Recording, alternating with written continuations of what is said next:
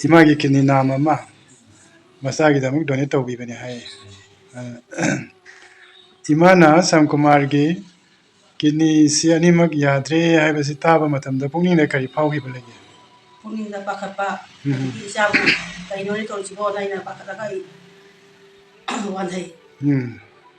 Ma'am थेंजनबीबेगी सरोई अमा सेललोर पोन ma'am अदु इताजु पाखंगनिना ngangnina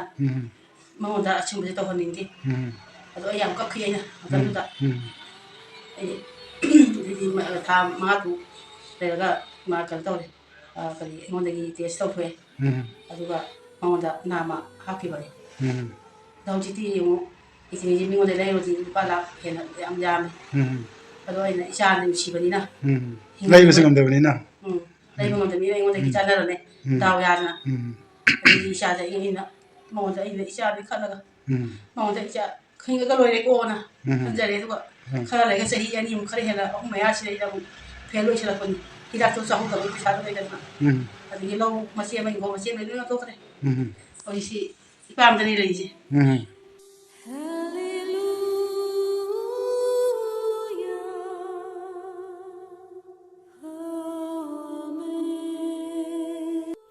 Praise the Lord. Ahan bamuktada kanbiba mapu aikoibu loina biba aikoibu nungsi biba aikoibu thadok bidaba taibang panbigi aroiba matamda amuk lowba lakpigadoriba lomnaidaba hingba fangnabagidamagta Jesus Christ ki sengthoireba minglenda ai dayanan laishramna yengbiriba masung tabiriba nungsijaraba chilinau iche ichalima pabung sing marup sing oja sing mayam pumnamakpu thamoidagi nungsiba masung ikai khumnaba uchari yengbiriba dom नाद यक्तब ओइबियु तक्तकाइदब ओइबियु फत्तबदगी प्रभु जीशु कनबिरम खरबा Emmanuel ना अदोंबु कनबिबो ओइसनु पुनसि नुंसांगना थंबिबो ओइसनु इंगथबा अइना नखोइदे इंगथबा P इंगथबा थनमी तैबंग पाना पीबगुमना पीबा नते हाइरिबा पैसाना लुपाना सनाना lump योना लैबा फंगद्रबा हाइरिबा सर्गदगी हेवनदगी पीप थाबिरकपा इंगथबदो अदुना अदोंबु योंबिबो ओइसनु प्रभु जीशु गी मिंगदा आमेन ma'am याम नुसिबा video मा यंगजरके इरमदा मणिपुरदगी ओजा अमना थाबिरकपनी हारिबा ओजा अदुना फैमिली अमा थेंगनजबा मतमदा मागी थमोइद यामना नुसिबा फावबगी मरमना मैम एंगोंदा वीडियो से नमदुना थाबिरई अमसुंग मैखोइ इमुंगी दमकता प्रेयर तौबियु अमसुंग मैखोइगी हौजिक लैरिबा कंडीशन अदो अदुदा मतेंग खरसु तौबियु हाइदुना प्रभु जीशु की मिंगदा हाइदुना हाइबिरई अहानबदा वीडियो से ताबियु मैम कोइना लेजेबा मफम से कैसमथों इरोंपुकी मपान अपना घर की फर्स्ट फ्लोर की मेन की रूम दनी मसीदा जे कोइना उरीबा हिप्पीबा मागसी मागी ममिंग सम कुमार कवी माग कनोदगिनी टेंथा दगिनी अदुगा माग किडनी पेशेंट नि अदुगा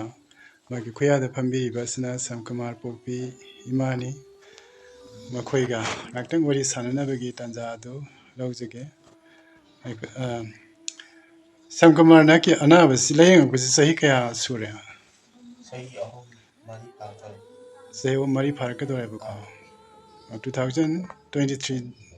2022 gi March dai dinar 22 gi March dai digi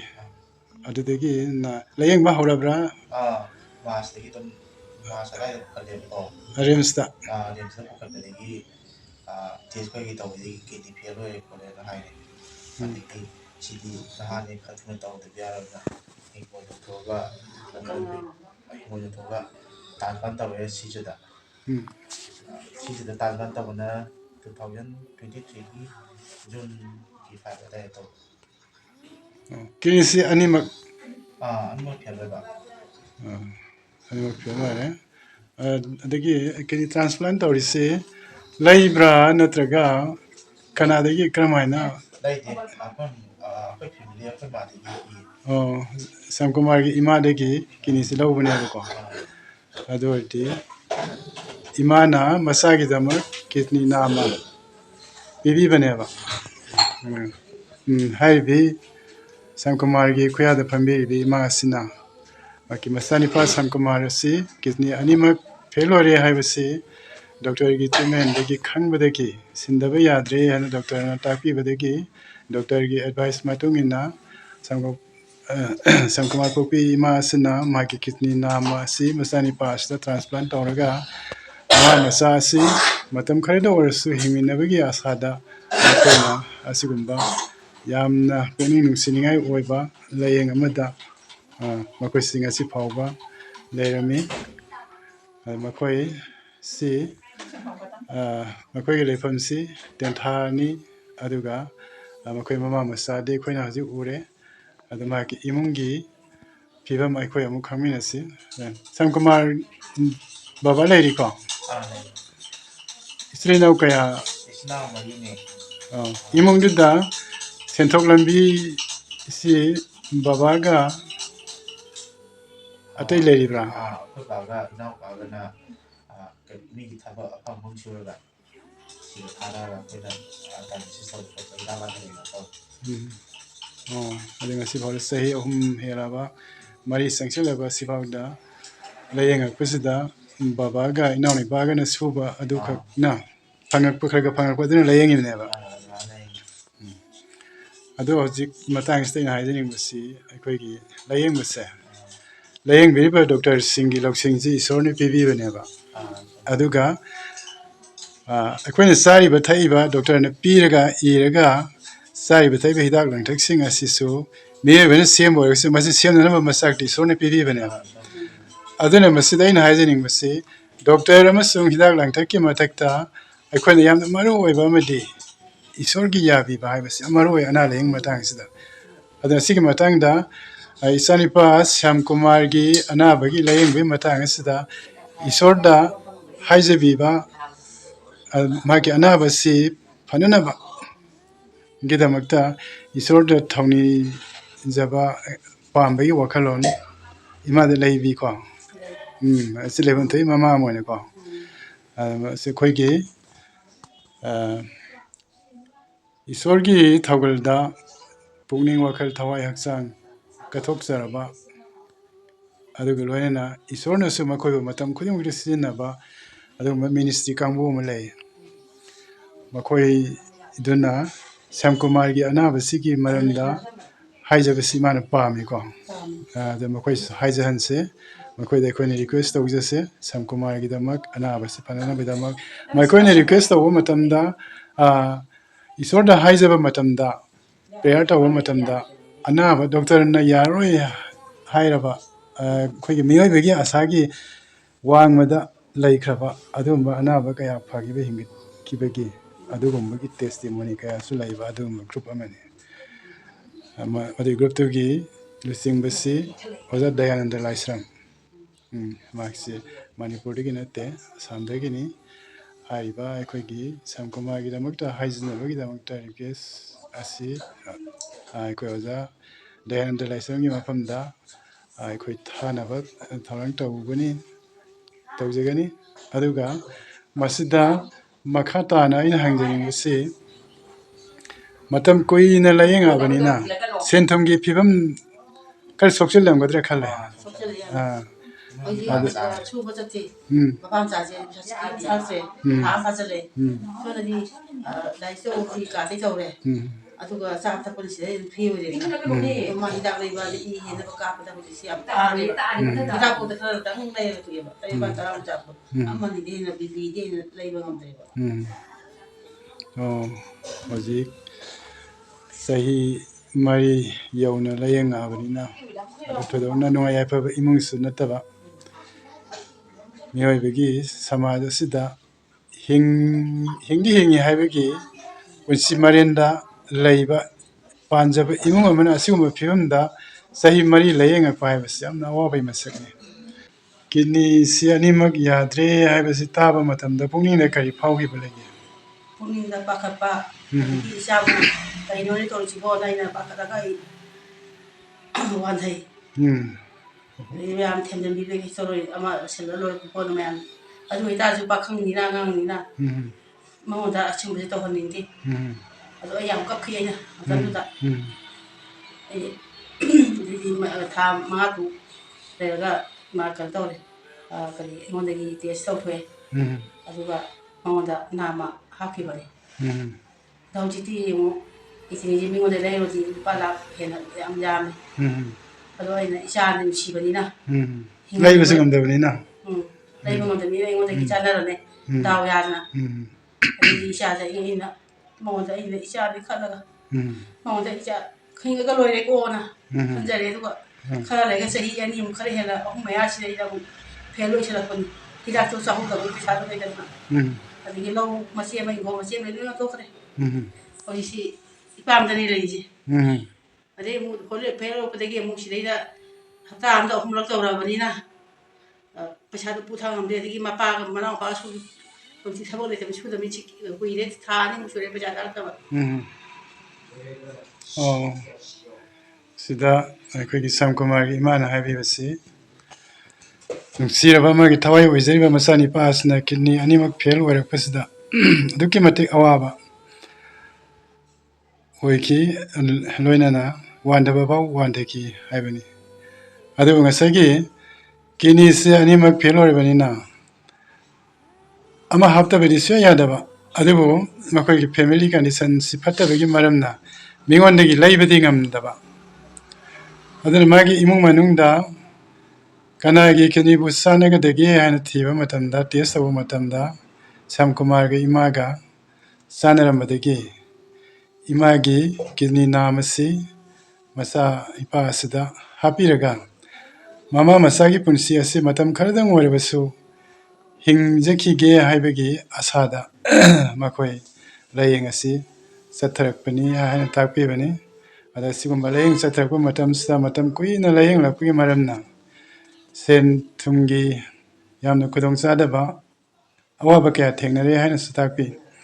ꯑꯗ ꯃꯁꯤꯒꯤ ꯃꯇꯥꯡꯁꯤꯗ ꯑꯩꯅ ꯃꯔꯛ ꯊꯠꯅ ꯀꯩꯅꯣꯝꯇꯪ ꯍꯥꯏꯖꯍꯧꯒꯦ ꯑꯩꯈꯣꯏ ꯂꯥꯏꯌꯦꯡꯕ ꯍꯥꯏꯕꯁꯤ ꯅꯥꯔꯕꯁꯤꯡꯒꯤꯗꯃꯛ ꯌꯥꯝꯅ ꯃꯔꯨ ꯑꯣꯏ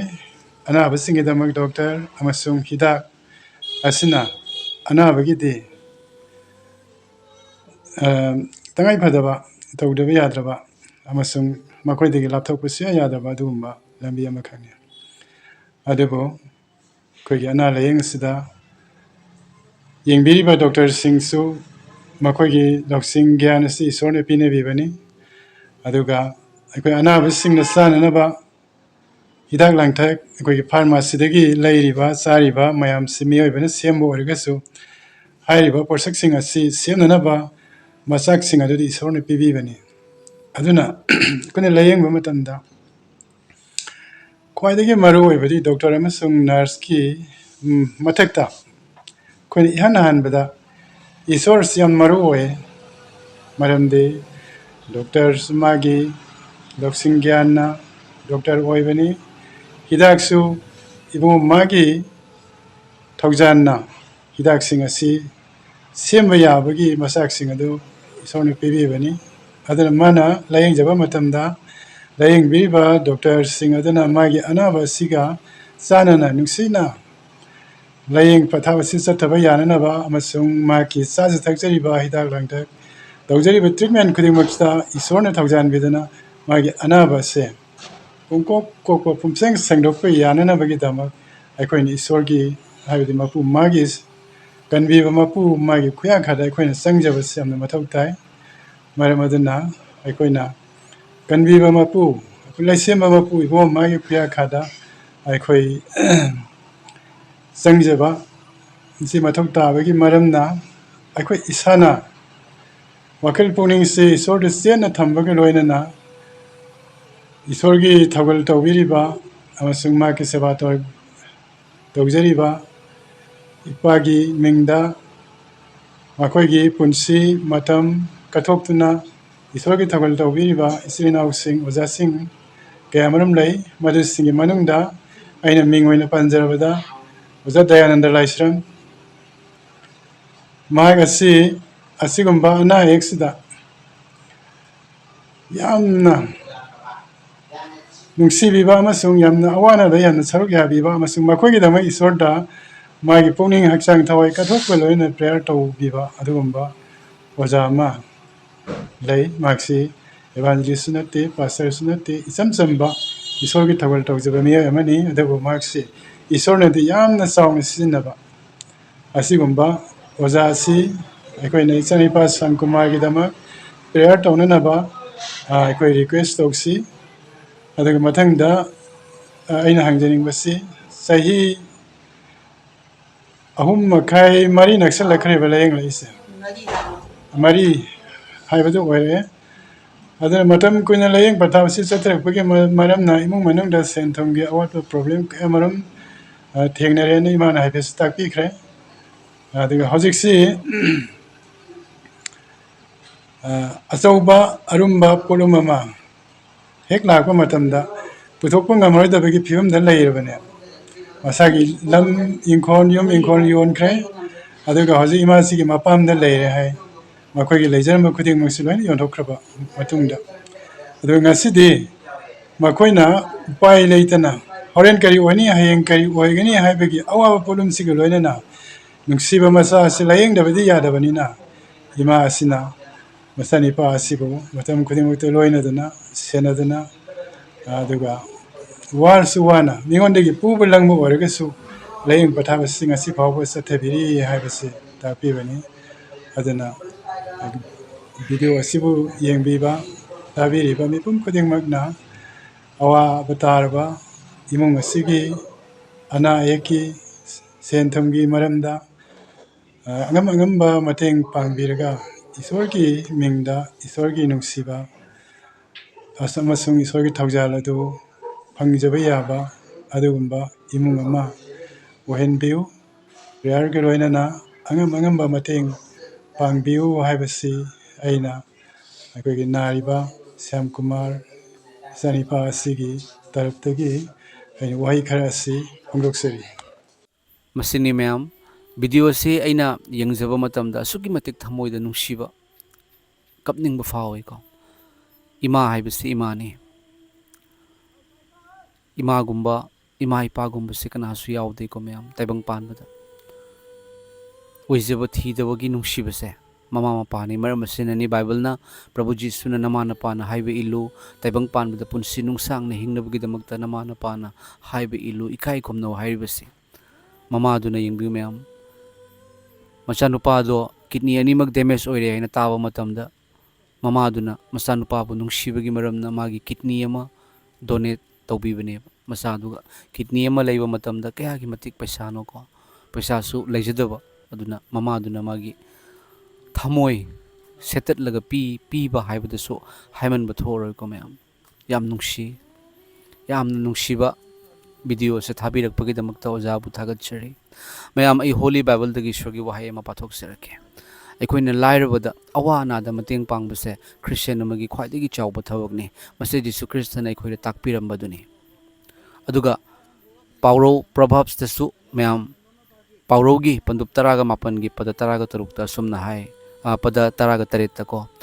ꯂꯥꯏꯔꯕꯕꯨ ꯆꯥꯟꯕꯤꯕ ꯃꯍꯥꯛꯅ ꯌꯦꯍꯣꯕꯥꯗ ꯄꯨꯊꯣꯛꯆꯕꯅꯤ ꯃꯍꯥꯛꯅ ꯄꯤꯈꯤꯕ ꯑꯗꯨ ꯌꯦꯍꯣꯕꯥꯅ ꯃꯉꯣꯟꯗ ꯑꯃꯨꯛ ꯁꯤꯡꯕꯤꯒꯅꯤ ꯑꯃꯦꯟ ꯃꯌꯥꯝ ꯑꯩꯈꯣꯏꯅ ꯕꯦꯡꯛꯇ ꯄꯩꯁꯥ ꯄꯨꯊꯣꯛꯄ ꯂꯩꯀꯣ ꯇꯣꯉꯥꯟ ꯇꯣꯉꯥꯟꯕ ꯂꯩ ꯏꯟꯇꯔꯦꯁ ꯐꯪꯅꯕꯒꯤ ꯄꯩꯁꯥ ꯍꯦꯟꯒꯠꯅꯕꯒꯤ ꯑꯗꯨꯕꯨ ꯑꯩꯈꯣꯏꯅ ꯂꯥꯏꯔꯕꯗ ꯑꯋꯥ ꯑꯅꯥꯗ ꯑꯅꯥ ꯑꯌꯦꯛꯇ ꯃꯊꯧ ꯇꯥꯔꯕ ꯃꯤꯉꯣꯟꯗ ꯑꯩꯈꯣꯏꯅ ꯃꯇꯦꯡ ꯄꯥꯡꯕꯁꯦ ꯍꯥꯏꯔꯤꯕ ꯂꯩꯁꯦꯝꯕꯤꯔꯛꯄ ꯃꯄꯨꯗ ꯗꯥꯏꯔꯦꯛ ꯑꯩꯈꯣꯏꯅ ꯃꯇꯦꯡ ꯄꯥꯡꯕꯅꯦꯕ ꯑꯋꯥꯕ ꯇꯥꯔꯕꯗ ꯃꯇꯦꯡ ꯄꯥꯡꯕꯁꯦ ꯗꯥꯏꯔꯦꯛ ꯏꯁꯣꯔꯗ ꯃꯇꯦꯡ ꯄꯥꯡꯕꯅꯦ ꯃꯌꯥꯝ ꯑꯗꯨꯒ ꯏꯁꯣꯔꯅ ꯄꯤꯕꯤꯔꯛꯀꯅꯤ ꯇꯥꯏꯕꯪ ꯄꯥꯟꯕꯒꯤ ꯑꯗꯨꯒꯨꯝꯅ ꯅꯠꯇꯦ ꯕꯦꯡꯛꯇ ꯄꯩꯁꯥ ꯊꯝꯃꯒ ꯏꯟꯇꯔꯦꯁ ꯀꯥꯔꯛꯄꯗꯣ ꯑꯗꯨꯒꯨꯝꯅ ꯅꯠꯇꯦ ꯏꯁꯣꯔꯅ ꯄꯤꯕꯤꯔꯛꯄꯁꯦ ꯏꯁꯣꯔꯒꯤ ꯄꯤꯕꯤꯔꯛꯄ ꯃꯇꯝꯗꯀꯣ ꯃꯌꯥꯝ ꯑꯩꯈꯣꯏꯗ ꯍꯤꯔꯝ ꯄꯨꯝꯅꯃꯛꯇ ꯑꯅꯥ ꯑꯌꯦꯛ ꯀꯣꯛꯆꯕꯒꯤ ꯑꯋꯥ ꯑꯅꯥ ꯀꯣꯛꯆꯕꯒꯤ ꯐꯠꯇꯕꯗꯒꯤ ꯀꯟꯖꯕꯒꯤ ꯑꯃꯝꯕꯒꯤ ꯄꯥꯡꯒꯜꯗꯒꯤ ꯂꯩꯇ ꯂꯥꯏꯔꯗꯒꯤ ꯍꯤꯔꯝ ꯄꯨꯝꯅꯃꯛꯇꯒꯤ ꯏꯁꯣꯔꯅ ꯊꯧꯖꯥꯜ ꯑꯗꯨ ꯄꯤꯕꯤꯒꯅꯤ ꯑꯩꯉꯣꯟꯗ ꯑꯣꯖꯥ ꯑꯁꯤꯅ ꯃꯔꯨ ꯑꯣꯏꯅ ꯊꯥꯕꯤꯔꯛꯏ ꯑꯗꯨꯒ ꯀꯟꯕꯤꯕ ꯃꯄꯨ ꯍꯥꯏꯔꯤꯕ ꯌꯨꯇ꯭ꯌꯨꯕ ꯆꯦꯅꯦꯜ ꯑꯁꯤꯗ ꯊꯥꯕꯤꯔꯛꯄꯅꯤ ꯀꯟꯕꯤꯕ ꯃꯄꯨ ꯍꯥꯏꯔꯤꯕ ꯌꯨꯇ꯭ꯌꯨꯕ ꯆꯦꯅꯦꯜ ꯑꯁꯤꯗ ꯏꯄꯥꯒꯤ ꯊꯧꯖꯥꯜꯗꯒꯤ ꯏꯄꯥ ꯏꯁꯣꯔꯒꯤ ꯊꯧꯖꯥꯜꯗꯒꯤ ꯑꯋꯥ ꯑꯅꯥ ꯇꯥꯔꯕ ꯀꯌꯥꯗ ꯑꯩꯈꯣꯏꯅ ꯃꯇꯦꯡ ꯇꯧꯖꯩ ꯑꯃꯁꯨꯡ ꯍꯟꯗꯛꯇꯤ ꯀꯨꯏꯔꯦ ꯃꯌꯥꯝ ꯃꯇꯦꯡ ꯇꯧꯔꯛꯇꯕꯁꯦ ꯑꯗꯣ ꯉꯁꯤ ꯌꯦꯡꯕꯤꯔꯤꯕꯁꯤꯡꯗ ꯁꯕꯁꯀ꯭ꯔꯥꯏꯕꯔ ꯑꯣꯏꯔꯕ ꯏꯆꯤꯜ ꯏꯅꯥꯎ ꯏꯆꯦ ꯏꯆꯤꯜ ꯏꯃꯥ ꯄꯥꯕꯨꯡꯁꯤꯡ ꯍꯥꯏꯔꯤꯕ ꯆꯦꯅꯦꯜ ꯑꯁꯤ ꯑꯗꯣꯝꯒꯤꯅꯤ ꯑꯩ ꯈꯛꯇꯒꯤ ꯅꯠꯇꯦ ꯄ꯭ꯔꯚꯨ ꯖꯤꯁꯨ ꯑꯩ ꯈꯛꯇꯅ ꯃꯄꯨꯡ ꯐꯥꯗꯦ ꯑꯩꯈꯣꯏ ꯐꯦꯃꯤꯂꯤ ꯉꯛꯇꯅꯤ ꯍꯥꯏꯔꯤꯕ ꯏꯃꯨꯡ ꯑꯁꯤꯗ ꯑꯩꯈꯣꯏꯒꯤ ꯍꯤꯗꯥꯛ ꯂꯩꯕ ꯉꯝꯗꯦ ꯍꯥꯏꯕꯗꯣ ꯃꯈꯣꯏꯒꯤ ꯃꯄꯥ ꯑꯃꯁꯨꯡ ꯃꯥꯒꯤ ꯃꯅꯥꯎ ꯅꯤꯄꯥꯅ ꯍꯣꯠꯅꯖꯕ ꯊꯕꯛ ꯁꯨꯖꯔꯒ ꯁꯔꯀꯥꯔꯒꯤ ꯊꯕꯛ ꯇꯧꯕꯁꯨ ꯅꯠꯇꯦꯀꯣ ꯃꯌꯥꯝ ꯑꯗꯣ ꯍꯥꯏꯔꯤꯕ ꯏꯃꯨꯡ ꯑꯁꯤꯗꯅꯦ ꯑꯩꯈꯣꯏ ꯏꯁꯣꯔꯒꯤ ꯊꯧꯖꯥꯜꯒ ꯂꯣꯏꯅꯅ ꯄ꯭ꯔꯦꯌꯔꯒ ꯂꯣꯏꯅꯅ ꯑꯍꯥꯟꯕꯗꯗꯤ ꯄ꯭ꯔꯦꯌꯔ ꯇꯧꯃꯤꯟꯅꯁꯤ ꯑꯗꯨꯒ ꯑꯩꯈꯣꯏ ꯉꯝꯖꯕ ꯃꯇꯦꯡ ꯇꯧꯃꯤꯟꯅꯁꯤ ꯑꯩꯒꯤ ꯃꯥꯏꯀꯩꯗꯒꯤ ꯃꯇꯦꯡ ꯈꯔ ꯇꯧꯖꯒꯗꯧꯔꯤ ꯀꯟꯕꯤꯕ ꯃꯄꯨꯒꯤ ꯃꯥꯏꯀꯩꯗꯒꯤ ꯑꯩꯈꯣꯏ ꯈꯔ ꯆꯥꯎꯅ ꯇꯧꯃꯤꯟꯅꯁꯤ ꯄ꯭ꯔꯚꯨ ꯖꯤꯁꯨ ꯀꯅꯥꯅꯣ ꯍꯥꯏꯕꯗꯣ ꯑꯩꯈꯣꯏꯒꯤ ꯐꯦꯃꯤꯂꯤꯅ ꯐꯖꯅ ꯈꯪꯕ ꯑꯣꯏꯁꯅꯨ ꯄ꯭ꯔꯚꯨ ꯖꯤꯁꯨꯅ ꯍꯥꯏꯕꯤꯕꯗꯣ ꯑꯩꯈꯣꯏꯅ ꯆꯥꯅꯕ ꯂꯩꯕ ꯇꯥꯔꯒꯗꯤ ꯂꯩꯇꯕ ꯃꯉꯣꯟꯗ ꯄꯤꯌꯨ ꯑꯩꯈꯣꯏꯅ ꯁꯦꯠꯅꯕ ꯂꯩꯕ ꯇꯥꯔꯒꯗꯤ ꯂꯩꯇꯕ ꯃꯉꯣꯟꯗ ꯁꯦꯠꯃꯤꯟꯅꯧ ꯍꯥꯏꯕꯗꯣ ꯃꯌꯥꯝ ꯏꯁꯣꯔꯒꯤ ꯑꯆꯨꯝꯕꯗꯣ ꯑꯩꯈꯣꯏ ꯎꯠꯊꯣꯛꯃꯤꯟꯅꯁꯤ ꯉꯁꯤꯒꯤ ꯃꯇꯝꯁꯤꯗ ꯈ꯭ꯔꯤꯁꯇꯤꯌꯟ ꯀꯧꯕ ꯈꯔꯅ ꯍꯥꯟꯅꯗꯒꯤ ꯈ꯭ꯔꯤꯁꯇꯤꯌꯟ ꯑꯣꯏꯔꯛꯏ ꯍꯥꯏꯕ ꯈꯔꯅ ꯄ꯭ꯔꯚꯨ ꯖꯤꯁꯨꯒꯤ ꯋꯥꯍꯩ ꯏꯟꯕꯒꯤ ꯃꯍꯨꯠꯇ ꯄ꯭ꯔꯚꯨ ꯖꯤꯁꯨꯒꯤ ꯑꯆꯨꯝꯕ ꯇꯥꯛꯊꯣꯛꯄꯒꯤ ꯃꯍꯨꯠꯇ ꯄ꯭ꯔꯚꯨ ꯖꯤꯁꯨꯅ ꯍꯥꯏꯗꯕ ꯋꯥꯍꯩ ꯐꯠꯇꯕꯒꯤ ꯋꯥꯍꯩ ꯊꯕꯛ ꯇꯧꯗꯨꯅ ꯃꯃꯤꯡꯗꯤ ꯈ꯭ꯔꯤꯁꯇꯤꯌꯟ ꯍꯥꯏꯅ ꯀꯧꯔꯒ ꯂꯩꯔꯦ ꯃꯌꯥꯝ ꯍꯥꯏꯔꯤꯕꯁꯤꯡꯗꯣ ꯎꯕ ꯃꯇꯝꯗ ꯈꯪꯖꯗꯕꯁꯤꯡꯗ ꯂꯥꯟꯅ ꯆꯠꯂꯤꯕꯅꯤ ꯑꯗꯨꯕꯨ ꯀꯟꯕꯤꯕ ꯃꯄꯨꯅ ꯑꯩꯈꯣꯏꯕꯨ ꯂꯣꯏꯅꯕꯤꯗꯨꯅ ꯃꯃꯥꯡꯗꯒꯤꯁꯨ ꯍꯧꯅ ꯑꯩꯈꯣꯏꯅ ꯑꯆꯨꯝꯕꯗꯣ ꯇꯥꯛꯊꯣꯛꯇꯨꯅ ꯂꯥꯛꯏ ꯇꯦꯁꯇꯤꯃꯣꯅꯤ ꯏꯄꯥꯅ ꯃꯇꯧ ꯀꯔꯝꯅ ꯀꯟꯕꯤꯔꯛꯈꯤ ꯃꯇꯧ ꯀꯔꯝꯅ ꯃꯍꯥꯛ ꯑꯍꯤꯡꯕ ꯂꯤꯚꯤꯡ ꯒꯣꯗ ꯍꯥꯏꯔꯤꯕꯅꯣ ꯑꯣꯏꯔꯤꯕ ꯂꯥꯛꯀꯗꯕ ꯏꯉꯝ ꯉꯝꯕ ꯃꯄꯨ ꯏꯃꯥꯅꯨꯑꯦꯜ ꯀꯧꯔꯤꯕꯁꯤ ꯀꯔꯤꯒꯤꯅꯣ ꯃꯍꯥꯛ ꯍꯤꯡꯉꯤ ꯍꯥꯏꯕꯁꯦ ꯃꯥꯒꯤ ꯁꯥꯈꯤꯅ ꯇꯦꯁꯇꯤꯃꯣꯅꯤꯅ ꯇꯥꯛꯏ ꯍꯥꯏꯗꯨꯅ ꯀꯌꯥꯔꯛꯁꯨ ꯐꯣꯡꯗꯣꯛꯆꯈꯤ ꯄ꯭ꯔꯦꯌꯔ ꯀꯌꯥꯁꯨ ꯇꯧꯖꯈꯤ ꯍꯤꯂꯤꯡ ꯀꯌꯥꯁꯨ ꯑꯣꯏꯈꯤ ꯉꯁꯤꯁꯨ ꯑꯩ ꯍꯥꯏꯔꯤꯕ ꯏꯅꯥꯎ ꯑꯁꯤꯒꯤꯗꯃꯛꯇ ꯑꯩ ꯄ꯭ꯔꯥꯊꯅꯥ ꯇꯧꯖꯔꯛꯀꯦ ꯄ꯭ꯔꯦꯌꯔ ꯇꯧꯖꯔꯛꯀꯦ ꯑꯗꯨꯒ ꯑꯩꯅ ꯃꯇꯦꯡ ꯇꯧꯖꯒꯗꯧꯔꯤꯕꯁꯤꯗ ꯃꯌꯥꯝ ꯌꯦꯡꯕꯤꯔꯤꯕ ꯑꯗꯣꯝꯅ ꯇꯧꯗꯕ ꯌꯥꯗꯕꯃꯛꯅꯤ ꯍꯥꯏꯅ ꯈꯟꯕꯤꯔꯒꯀꯣ ꯃꯇꯝ ꯑꯩꯈꯣꯏ ꯁꯥꯡꯁꯨ ꯁꯥꯡꯉꯦ ꯃꯇꯦꯡ ꯄꯥꯡꯉꯛꯇ꯭ꯔꯤꯁꯦ ꯃꯈꯣꯏ ꯃꯇꯦꯡ ꯇꯧꯕ ꯂꯦꯞꯄ ꯌꯥꯗꯦ ꯑꯩꯈꯣꯏ ꯑꯃꯅ ꯑꯃꯒꯤꯗꯃꯛꯇ ꯍꯥꯏꯖꯕ ꯂꯦꯞꯄ ꯌꯥꯗꯦ ꯌꯤꯁꯨ ꯈ꯭ꯔꯤꯁꯇꯒꯤ ꯑꯆꯨꯝꯕꯗꯣ ꯀꯔꯤꯅꯣ ꯍꯥꯏꯕꯗꯣ ꯇꯥꯛꯊꯣꯛꯃꯤꯟꯅꯁꯤ ꯑꯩꯈꯣꯏꯒꯤ ꯐꯦꯃꯤꯂꯤꯗ ꯀꯟꯕꯤꯕ ꯃꯄꯨꯒꯤ ꯃꯥꯏꯀꯩꯗꯒꯤ ꯄ꯭ꯔꯚꯨ ꯖꯤꯁꯨꯒꯤ ꯃꯥꯏꯀꯩꯗꯒꯤ ꯑꯩꯅ ꯇꯧꯖꯒꯗꯧꯔꯤꯕꯁꯤꯗ ꯑꯗꯣꯝꯅꯁꯨ ꯁꯨꯡꯁꯣꯏ ꯁꯣꯏꯗꯅ ꯃꯇꯦꯡ ꯇꯧꯕꯤꯔꯝꯃꯣ ꯑꯩ ꯖꯤꯄꯦ ꯅꯝꯕꯔ ꯍꯥꯞꯆꯔꯝꯒꯦ ꯃꯌꯥꯝ ꯍꯥꯏꯔꯤꯕ ꯐꯦꯃꯤꯂꯤ ꯑꯗꯨꯒꯤ ꯑꯋꯥ ꯑꯅꯥꯗ ꯈꯔꯗꯪ ꯑꯣꯏꯔꯒꯁꯨ ꯑꯩꯈꯣꯏꯅ ꯀꯣꯛꯍꯟꯕ ꯉꯝꯃꯤꯟꯅꯁꯤ ꯑꯩꯈꯣꯏ ꯏꯁꯣꯔꯗ ꯊꯧꯒꯜ ꯇꯧꯃꯤꯟꯅꯁꯤ ꯏꯁꯣꯔꯒꯤ ꯊꯧꯒꯜ ꯇꯧꯃꯤꯟꯅꯁꯤ ꯃꯌꯥꯝ ꯃꯊꯧ ꯇꯥꯗꯕ ꯆꯥꯛ ꯂꯥꯝꯗꯕ ꯃꯤꯉꯣꯟꯗ ꯆꯥꯛ ꯆꯥꯎ ꯍꯥꯏꯅ ꯄꯤꯕꯒꯤ ꯃꯍꯨꯠꯇ ꯆꯥꯛ ꯂꯥꯝꯃꯒ ꯂꯩꯕ ꯃꯤꯉꯣꯟꯗꯀꯣ ꯄꯤꯖꯕꯁꯤꯅ ꯍꯦꯟꯅ ꯐꯩ ꯏꯁꯣꯔꯅ ꯃꯁꯤꯅ ꯍꯦꯟꯅ ꯄꯥꯝꯃꯤ ꯌꯤꯁꯨ ꯈ꯭ꯔꯤꯁꯇ ꯃꯉꯣꯟꯗ ꯄꯩꯁꯥꯒꯤ ꯃꯊꯧ ꯇꯥꯗꯦ ꯑꯗꯨꯕꯨ ꯂꯥꯏꯔꯕꯗ ꯃꯇꯦꯡ ꯄꯥꯡꯕꯁꯦ ꯏꯁꯣꯔꯅ ꯄꯥꯝꯃꯤ ꯑꯩꯈꯣꯏꯕꯨ ꯉꯁꯤ ꯍꯤꯡꯍꯟꯕꯤꯔꯤꯕꯁꯤ ꯑꯐꯕ ꯄꯥꯎ ꯐꯣꯡꯗꯣꯛꯆꯅꯕ ꯃꯤ ꯑꯅꯥ ꯑꯌꯦꯛꯀꯤꯗꯃꯛꯇ ꯑꯋꯥ ꯑꯅꯥꯒꯤꯗꯃꯛꯇ ꯄ꯭ꯔꯦꯌꯔ ꯇꯧꯖꯅꯕ ꯄ꯭ꯔꯚꯨ ꯖꯤꯁꯨꯅ ꯀꯔꯤ ꯍꯥꯏ ꯅꯈꯣꯏ ꯇꯥꯏꯕꯪ ꯄꯥꯟꯕꯒꯤ ꯃꯉꯥꯜꯅꯤ ꯆꯤꯡꯊꯛꯇ ꯂꯩꯕ ꯁꯍꯔ ꯂꯣꯠꯄ ꯌꯥꯗꯦ ꯅꯈꯣꯏꯅ ꯇꯥꯏꯕꯪ ꯄꯥꯟꯕꯗ ꯇꯧꯕ ꯊꯕꯛꯁꯤꯡ ꯑꯗꯣ ꯑꯐꯕ ꯊꯕꯛꯁꯤꯡ ꯑꯗꯣ ꯃꯤꯁꯤꯡꯅ ꯎꯗꯨꯅ ꯁꯔꯒꯗ ꯂꯩꯕꯅꯈꯣꯏꯒꯤ ꯅꯄꯥꯕꯨ ꯊꯥꯒꯠꯅꯕꯅꯈꯣꯏꯒꯤ ꯃꯉꯥꯜ ꯑꯗꯣ ꯃꯤꯁꯤꯡꯒꯤ ꯃꯃꯥꯡꯗ ꯉꯥꯜꯍꯜꯂꯨ ꯍꯥꯏꯔꯤꯕ ꯏꯄꯥ ꯏꯁꯣꯔꯒꯤ ꯊꯧꯒꯜ ꯇꯧꯃꯤꯟꯅꯁꯤ ꯃꯌꯥꯝꯅ ꯁꯣꯏꯗꯅ ꯃꯇꯦꯡ ꯉꯝꯖꯕꯒꯤ ꯃꯇꯨꯡ ꯏꯟꯅ ꯃꯇꯦꯡ ꯇꯧꯕꯤꯔꯝꯃꯣ ꯈꯔ ꯌꯥꯝꯅ ꯂꯥꯛꯑꯒꯗꯤ ꯈꯔ ꯆꯥꯎꯅ ꯍꯥꯞꯃꯤꯟꯅꯁꯤ ꯄꯨꯝꯅꯃꯛ ꯄ꯭ꯔꯚꯨ ꯖꯤꯁꯨ ꯏꯄꯥꯅ ꯊꯧꯔꯥꯡ ꯂꯥꯡꯕꯤꯕꯅꯤ ꯏꯄꯥꯅ ꯑꯣꯏꯍꯟꯕꯤꯕꯅꯤ ꯃꯌꯥꯝ ꯄꯨꯝꯅꯃꯛꯁꯦ ꯏꯄꯥ ꯏꯁꯣꯔꯒꯤ ꯊꯧꯔꯥꯡꯅꯤ ꯑꯩꯈꯣꯏ ꯏꯄꯥꯒꯤ ꯂꯟꯒꯩꯗ ꯑꯩꯈꯣই ꯂꯟ ꯄꯩꯁꯤꯟꯃꯤꯟꯅꯁꯤ ꯑꯩꯈꯣꯏ ꯌꯦꯍꯣꯚꯥ ꯏꯄꯥ ꯏꯁꯣꯔꯗ ꯑꯩꯈꯣꯏ ꯄꯨꯊꯣꯛꯃꯤꯟꯅꯁꯤ ꯃꯔꯝꯗꯤ ꯕꯥꯏꯕꯜꯅ ꯍꯥꯏꯔꯤꯕ ꯂꯥꯏꯔꯕꯕꯨ ꯆꯥꯟꯕꯤꯕ ꯃꯍꯥꯛꯅ ꯌꯦꯍꯣꯚꯥꯗ ꯄꯨꯊꯣꯛꯆꯕꯅꯤ ꯃꯍꯥꯛꯅ ꯄꯤꯈꯤꯕ ꯑꯗꯨ ꯌꯦꯍꯣꯚꯥꯅ ꯃꯉꯣꯟꯗ ꯑꯃꯨꯛ ꯁꯤꯡꯕꯤꯒꯅꯤ डबल हेना ट्रिपल हेना चामलक लिसिंगलक करोड़लक हेना ईश्वरना पिनबिगनी थागतचरे मैम हुजिक्ति इनाव सिगिदमक्ता आई प्रेयर तौजरके यंगबिरिबा दोमनसु प्रेयर तौबिउ अदुगा अखोइना सेलगी ओइनसु मतेंग सोइदना तौमिनस मैम हुजिक कोइ इनाव श्याम कुमार गिदमक्ता ईश्वरदा प्रेयर तौमिनरसि होली बाइबल की ईश्वर की वाहय से अहमद पाथोकजरके मार्क पंदुप तरागा तरुक की पद तरागा मंगादगी हौरगा तरागा निपान महाकना मेखोइदा हाइकी ताइबंगपान पुनमक्ता चतुना ताइबंग मी खुदिंगमक्ता अफबा वपाउ संदु थाजरबा अमसुंग बाप्ताइज तौरबा महाकपु कनबिगनी अदुबु थाजदबा मी अदुबु अरानबा ताहनगनी खुदमसिंग असे थाजबा मी सिंग लोइनगनी मेखोइना आइगी मिंगदा भूतसिंग तांथोकनी अदुगा मेखोइना अनौबा लोनसिंग nganगनी मेखोइना लिनसिंग पाइखतकनी मेखोइना हु थक्लबसु मदुना मेखोइबु करिसु अमांगबा थोगलोय मेखोइना अनाबसिंगी मथक्ता खुद थंबदा मेखोइ फागनी आमेन पाथोक्रब इपागी वाहय सिना अखोइगी इनाव श्याम कुमार मागी मसादा प्रभु जीसुगी वाहय सिना अनौबा पांगल हीलिंग ओइबा मागी मसादा नारंबा किडनीगी अनाबदो पुंगफा फबा ओइरसनु थागतचरी पा ईश्वर अब्राहम की आइजाक की याकूब की इस्राएल की ईश्वर इपा सरगा मालेम तैबंग पान बु सेमबीबा खुदिंगमक्की हौरकफम ओइरिबा इपा नाहकपु थागतचरी ngasi video se thabirakliba oja se ibu ipana sizinabibani mekhoi gi family bu ipana hakna nungsi mama aduna magi kidney masa du pibi bado ipana hakna nungsi Prabhu inaw Syam Kumar gi damakta haizari pa nahaki wahi nekhoina anaba singi mathakta khut thambada fagani haribado nacha dayanan ipana nungsi biba ipana kanbiraba nachana khut thamjari inaw Syam Kumar gi mathakta magi kidney gi damage oiramba kidney da naramba magi masa da leramba anabado nahaki nachanupa Prabhu Jisuna Kalvari gi cross da khangkhiba maki chaifam na nekoi naba fahan bire hariba ipagi wahi asina maram oiraga Prabhu Jishu gi mingda naba farakpa oirasano magi mama gi suipa kidney na mama yaudana leribado mama da su pangal hapiu hana kidney yauraga hingadaba chahi adudagi hena chahi sangna hingan bipa aduga mekhoi gi awana kokhan biu Prabhu mekhoi gi imung da ipa nahaki nungshiba achumba karino nahakti ekhoibu kanbi balakpani kanbi bagi mapuni ashiba numit marini shiraba mi fawada hingalan bangambani habse khangba oirasano mekhoi family na aduga ipa gi kanbi mapu hariba YouTube channel asida subscriber oibiraba punamak pusu ipa na sokpiu na haunana ana ek leramaga sulaw thokpiu ipa phattabadagi kanbiu ipa gi achumba nungshiba hena phungdok sage inaw Syam Kumar nangi mathakta Prabhu Jishu gi mingda ai dayanan laishram na yathang tawri nangi hakchang da leramba anaba ek punamak thawai sengba Holy Spirit pavitra atma gi pangal dagi nangi ariba anaba punamak thokiba oirasano anoba kidney anoba liver anoba lungs anoba hakchang